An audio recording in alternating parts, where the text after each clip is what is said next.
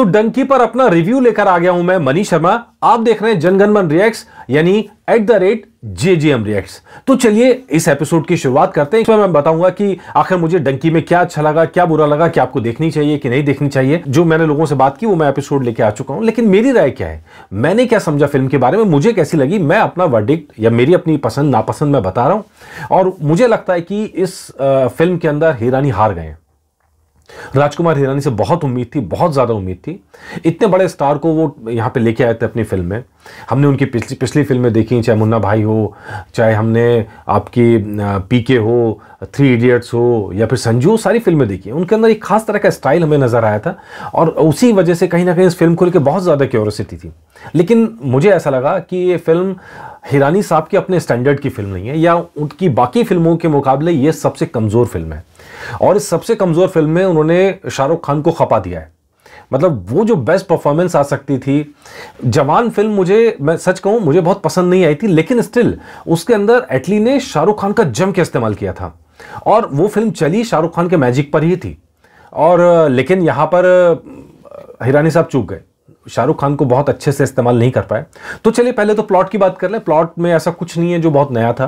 Plot ये सब आप पहले से जानते हैं, अगर आपने फिल्में देखी होंगी, कॉमरेड इन अमेरिका या फिर आजा चलिए मैक्सिको, आजा मैक्सिको चलिए, तो इनके अंदर लगभग यही थीम है कि भैया विदेश जाना चाहते हैं, डंकी रूट अपनाते हैं, मुश्किलें आती हैं, कैसे आती हैं। हालांकि राजकुमार हिरानी से थोड़ा सा ऊपर निकले, लेकिन उसके बाद भी प्लॉट लगभग सेम ही था। तो पहला हाफ जो है उन्होंने इस बात में लगा दिया कि पूरे प्लॉट को सेट करना है कि जो डंकी जाने का है वो एकदम जस्टिफाइड हो सके।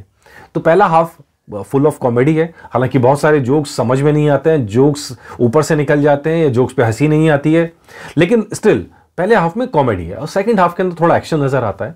और कुल मिलाकर कहानी का अंत उन्होंने जो पुरानी फिल्म है उनसे बहुत चेंज किया है और कुछ एक नई थीम्स भी है जिसको मैं आगे चर्चा करूंगा।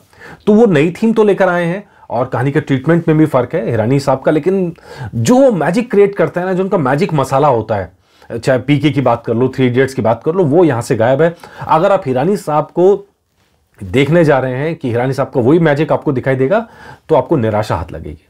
हालांकि ओवरऑल मैं कहूंगा एक अच्छी कॉमेडी फिल्म है जो शाहरुख खान के मैजिक पर जितना चल सकती है उतना चल रही है, लेकिन उससे आगे ये बढ़ नहीं पाएगी, उससे आगे ये पस्त हो जाएगी यहाँ पर। तो प्लॉट तो मैंने आपको बताया कि भैया यहाँ से लंदन जाने का प्लान था और ये तो प्लान आपको अगर ट्रेलर देखेंगे उससे ही समझ में आ गया होगा, लंदन जाना चाहते थे। तो लंदन जाना चाहते थे, पहले हाफ में तो मामला पूरा सेट किया गया लंदन जाने का और सबकी अपनी अपनी वजह है, सबकी अपनी वजह दी गई है। कैरेक्टर डेवलपमेंट के हिसाब से देखेंगे तो कैरेक्टर डेवलपमेंट हर किरदार का आपको नजर आता है, वजह भी नजर आती है क्यों जाना चाहते हैं। उसके बाद वो 25 साल वहां रहते हैं और 25 साल बाद उनके वापसी की हुड़क जागती है कि अचानक से हमें वापस जाना है। एक दिन अचानक से हो जाता है कि वापस जाना है। तो ये बहुत सारी चीजें जो बहुत मतलब गले से नीचे नहीं उतरती हैं। कहीं ना कहीं लगा है कि जैसे पूरे ट्रीटमेंट जो है, पूरी कहानी का ट्रीटमेंट उन्होंने थोड़ा सा हल्का कर दिया है। तो क्योंकि ये चलन जो है पंजाब में ज्यादा है, हरियाणा में ज्यादा है, तो इसलिए कहानी को पंजाब के अंदर सेटल किया गया है। लेकिन यहीं से एक पंगा हो गया।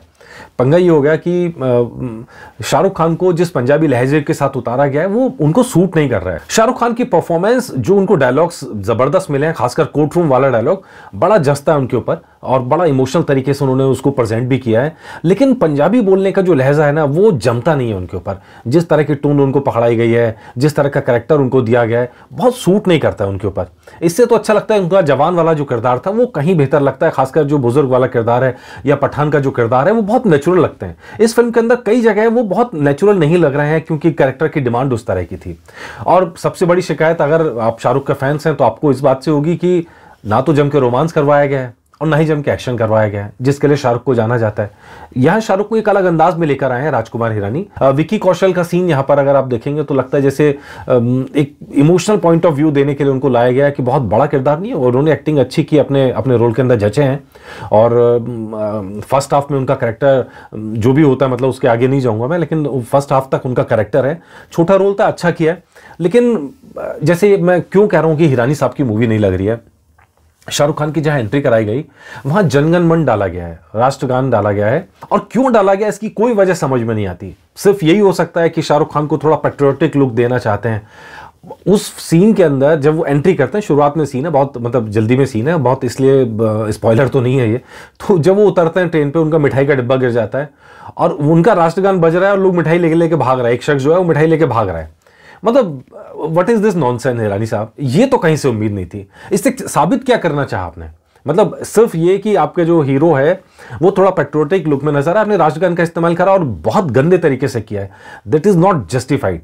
वो सीन अच्छा है जहां पे वो देश की बात करते हैं शाहरुख खान, जो अब ट्रेलर के अंदर भी लॉन्च किया गया कि देश को बदनाम नहीं करूंगा, वो सीन जस्ता है। लेकिन ये वाला सीन तो बिल्कुल सूट नहीं करता, बिल्कुल सूट नहीं करता, ऐसा लगता है जबरदस्ती घुसा दिया गया फिल्म के साथ। बस अच्छा ये है कि फैमिली मूवी है, गाली गलौच नहीं है, बहुत ज्यादा वायलेंस नहीं है, बहुत ज्यादा एक्शन भी तो नहीं है। मतलब वो जो इस फिल्म के अगर आपको कुछ मिलेगा तो कॉमेडी आपको मिल सकती है और आपको मिलेगा या ड्रामा। लेकिन आप परफॉर्मेंस देखते हैं, कहानी देखने बैठते हैं तो वो कहानी अपने साथ पूरा बहा के नहीं ले जाती है, जैसा हमने पिछले 3 इडियट्स में देखा, जैसा हमने पीके में देखा, आपको चमत्कृत कर देती है, हैरान कर देती है। तो खैर उस तरह का ये कहानी नजर नहीं आ रही है। एक्शन भी बहुत ज़्यादा नहीं है, वो तो एक्शन तो पिछली फिल्मों में थप्पड़ मारना ही बड़ी बात हो जाती है, तो यहाँ तो बाकायदा गोली चलाई है शाहरुख खान ने, इतना ही एक्शन है, इससे आगे नहीं है। तो अगर डंकी के मुद्दे के बारे में आप जानना चाह रहे हैं या आपका कोई कनेक्शन है तो यह मूवी आपको पसंद आएगी, बहुत पसंद आएगी, क्योंकि कई इन डेप्थ चीज़ें इसके अंदर जोड़ी गई हैं। साथ ही अगर विदेश में आप रह रहे हैं तो ये मूवी हो सकता है आपको और पसंद आ जाए, क्योंकि कहीं ना कहीं एक इमोशनल कनेक्ट देश के साथ ये क्रिएट करती है और इसी लाइन पे क्रिएट करती है कि जो लोग विदेश में बसे हुए हैं। लेकिन उसके अलावा क्या यूथ के साथ उतना कनेक्ट कर पाएगी, ये देखना बड़ा दिलचस्प होगा। और एक सवाल यहाँ बड़ा उन्होंने उठाया हिरानी साहब ने कि जब निवेश एक जगह से दूसरी जगह जा सकता है, हालांकि उन्होंने ओपनली इसको बोला नहीं है, लेकिन जो उन्होंने बोला वो दूसरा पॉइंट है कि जब निवेश एक जगह से दूसरी जगह जा सकता है तो श्रम क्यों नहीं जा सकता। तो इस फिल्म के अंदर जो मुद्दा उठाया है वो गरीबों को वीजा मिलने का उठाया है कि गरीबों को वीजा क्यों नहीं मिलता है। तो अब यहां जो लोग वहां बैठे हैं वीजा के लिए, जो चीजें चाहिए वो जरूरी चीजें करने के लिए नहीं, हर चीज का जुगाड़ करने में लगे हैं, और जहां जुगाड़ नहीं हो रहा तो डंकी मारने का प्लान करते हैं। तो इसी के आसपास कहानी घूमती है और कहीं ना कहीं लगता है कि कुछ चीजें मिस कर गई। जैसे फिल्म के अंदर एक हैप्पी एंडिंग, फिल्म के अंदर हैप्पी एंडिंग नहीं है कहीं से भी, और शायद इसलिए भी उन्होंने मैसेज दिया कि डंकी की हैप्पी एंडिंग नहीं होती है।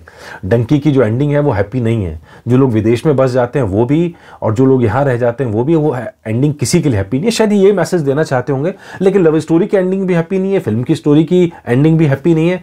कुल मिलाकर इंडियन ऑडियंस के हिसाब से मैं कहूँगा कि उनको बहुत चलती नहीं है बात ये, और खासकर बहुत रियलिस्टिक फिल्म नहीं बनाई उन्होंने। ये एक अच्छी खासी डॉक्यूमेंट्री को एक इमोशनल ड्रामे के रूप में कन्वर्ट किया है।